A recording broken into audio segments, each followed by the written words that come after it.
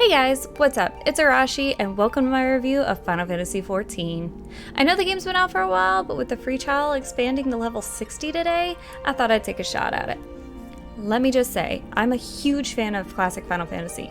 Final Fantasy VII is literally the reason gaming is a serious hobby of mine and not just something I do to pass the time. And I have expectations of a Final Fantasy, a fully immersive experience that is hard to turn off even after hours of sitting in front of the screen. Let me tell you, Final Fantasy XIV does not disappoint. From spectacular graphics and music to personalized gameplay with multiple starting points and full character customization across multiple races and classes, this game is packed with ways to be an individual in a sea of other players. The story is your typical warrior of light, crystal bearer savior that you expect from Final Fantasy. But XIV manages to tell a story that feels fresh, while including callbacks to classics such as the inclusion of a Cid, Biggs, and Wedge character, and even pop culture references in quest titles and dialogue.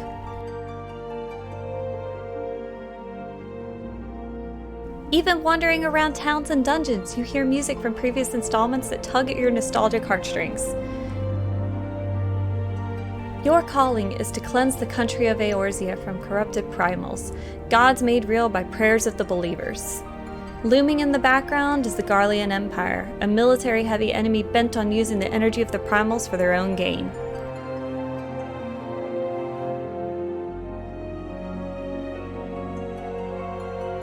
As you delve further into the story, you uncover more about the history of the world and attempt to solve the mystery of what happened 5 years before the start of your journey.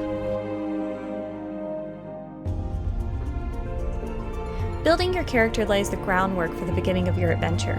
You can customize your race, looks, and patron deity, but your class selection determines your starting point of Ul'dah, Limsa, Lominsa, or Gridania. Your class choices are separated into standard tank, DPS, or healer roles, and include choices like Marauder, Lancer, Archer, Thaumaturge, and Arcanist. Each of these classes upgrades into a job as you level up, into more well-known roles like Paladin, Dragoon, Black Mage, Summoner, and White Mage. Further in the game, you can also acquire Gathering and Crafting classes like Botanist, Weaver, and Carpenter. I have to admit, I love this game so much I started 2 characters. Both of them started in Gridania, which is a forest settlement that communes with the elementals of nature and works alongside the environment to hone the skills of the classes they teach. My first class was Conjurer, which eventually upgrades to a White Mage. Gridania seems to be the least confusing starting map, so if you're like me with no map sense, this is a good starting place. At level 15, you can leave your starting area and travel to the other 2 locations, so if you pick a starting area that you don't really care for, it doesn't take long to relocate your home point. Based on your class, you will return to the class's origin town every 5 levels to upgrade your class skills and eventually take on a job. At level 10, you're able to change your class at will merely by visiting your desired class's guild and accepting their starting quest.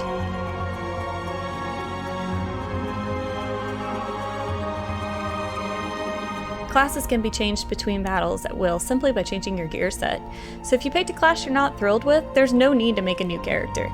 Simply pick another and try it out until you find one you like. The sheer volume of things to do in the game can be overwhelming at first, but you appreciate the choices as the experience remains fresh and thrilling. Bored of questing to save the country? Try your hand at dressmaking for a bit. Do you want to plunder some dungeons? There are always adventurers looking for groups to advance their own stories. Want to join the military and rise through the ranks? The Grand Companies offer promotions and quests of their own. Want to join a guild? Seek out your own free company of fellow adventurers, or start your own. Maybe you just want to make money. The free market system is great for players who want to sell their wares or their adventuring rewards. There's no end to things you can do in this game, and if you're bored of all that, there's still a massive role-playing community, or mini-games like Chocobo Racing and the return of the Triple Triad card game at the Gold Saucer. Many players enjoy in-game content like harder dungeons and trials, perfecting their characters' glamours, acquiring different mounts, and multiclassing into several different classes. New content is released regularly, and the expansions contain enough story to be separate games themselves. The free trial essentially covers 2 games worth of story and content, with some of the best writing and game mechanics on the market.